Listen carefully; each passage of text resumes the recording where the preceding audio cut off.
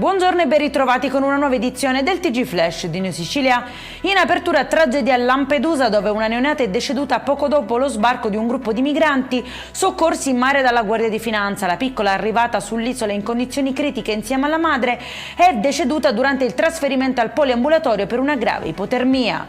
Arrestato un 42enne già sottoposto a libertà vigilata che avrebbe aggredito brutalmente la compagna davanti al commissariato di Gela.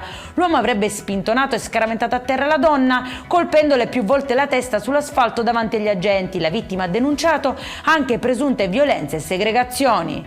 Controlli a tappeto tra Palermo e provincia, ispezionate 9 attività tra bar, ristoranti, palestre, alberghi e comunità alloggio, tutte risultate irregolari, con 8 datori di lavoro denunciati, sospese una pizzeria e un centro fitness per lavoro nero e gravi violazioni sulla sicurezza, sanzioni complessive per oltre 95.000 euro. Tentano di smontare i climatizzatori di una chiesa evangelica per rubare il rame, arrestati a Catania un 43enne e una 27enne. A incastrarli le telecamere controllate da remoto dal pastore della struttura. I due avrebbero danneggiato gli impianti per circa 3.000 euro prima di essere bloccati dai carabinieri. E in chiusura 4 milioni di euro dalla regione siciliana per ripulire le strade extraurbane e contrastare l'abbandono dei rifiuti. Con il bando Sicilia Pulita, comuni e città metropolitane potranno ottenere fino a 50.000 euro per bonifiche e videosorveglianza.